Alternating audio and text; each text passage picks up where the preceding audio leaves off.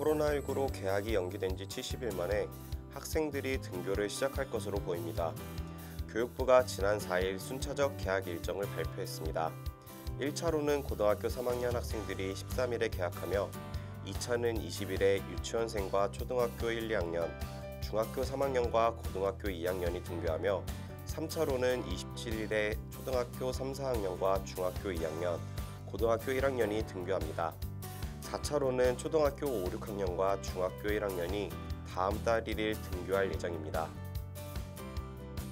건축허가 행정소송에서 패소한 충북과학고등학교 인근 축사업주들이 축사 건축허가를 내준 청주시를 상대로 40억 원대 민사소송을 제기했습니다.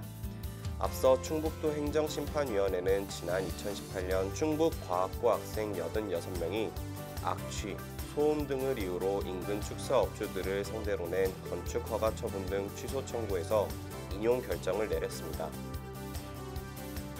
경상남도 교육청이 오는 13일 등교 수업이 고교 3학년부터 순차적으로 시작됨에 따라 일선 학교의 방역에 집중한다고 밝혔습니다. 박종훈 교육감은 어렵게 결정된 등교 수업이 차질 없이 이뤄지기 위해서는 생활 속 거리 두기와 학교 방역 지침에 대한 도민의 관심과 협조가 필요하다고 전했습니다. 성남시 청소년재단이 제5대 성남시 청소년 행복의회 청소년 의원을 29일까지 모집합니다. 지난 4일 청소년재단에 따르면 성남시 청소년 행복의회는 지역 청소년을 대표하는 시민의 일원으로 활동하는 청소년의회로 청소년이 바라는 정책 의제를 발굴하고 제안하는 활동을 합니다. 전남 화순군에 따르면 화순장학회는 최근 이사회를 열어 초, 중, 고대 장학생 200명을 선발하고 장학금 2억 1,500만 원을 지급한다고 전했습니다. 장학회는 초등학생 50명에게 30만 원, 중학생 40명에게 50만 원, 고등학생 40명에게 100만 원, 대학생 70명에게 200만 원씩을 각각 지급합니다.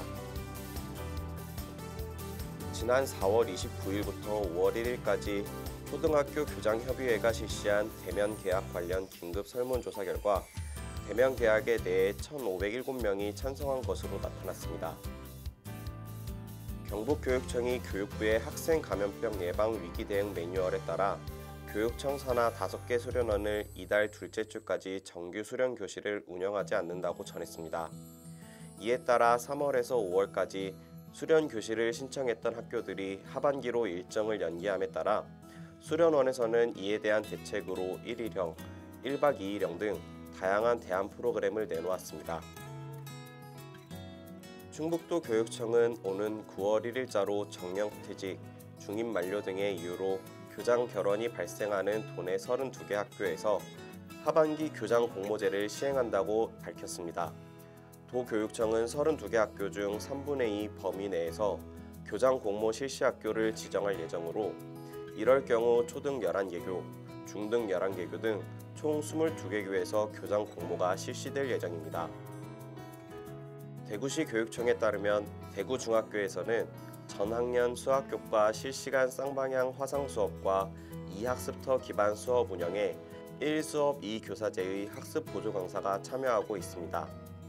시교육청이 2018년부터 기초 기본학력 보장을 위해 시행 중인 1수업 2교사제 운영이 학습 격차 예방과 개인별 맞춤형 학습 지도에 큰 도움을 주고 있는 것으로 나타났습니다.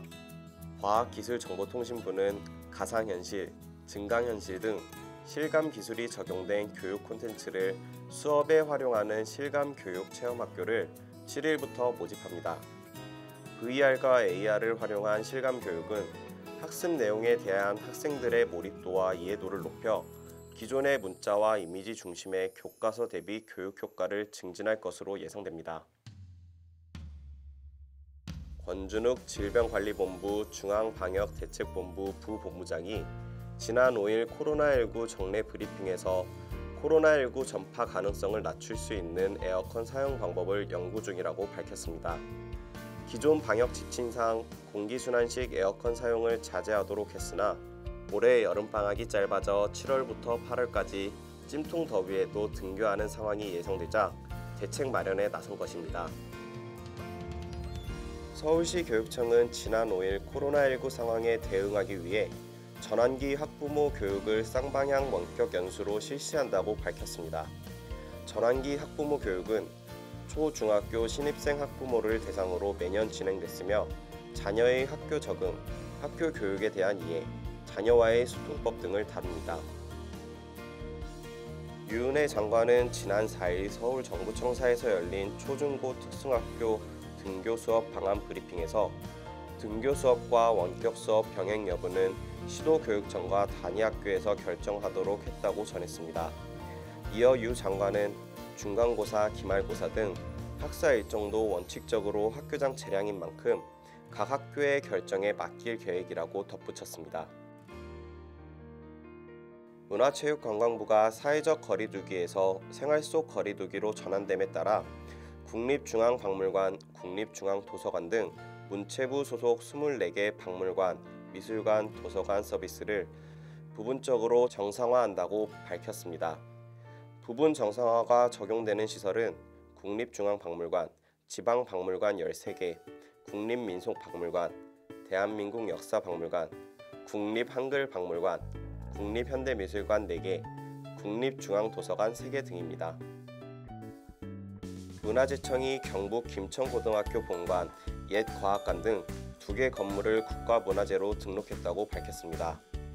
김천고등학교 본관은 유경사업가 최송설당이 1931년 민족정신 함양을 위해 설립한 김천 지역의 대표 사학이며 김천고등학교 옛과학관은 1930년대 근대학교 건축의 특징이 나타난 건물입니다.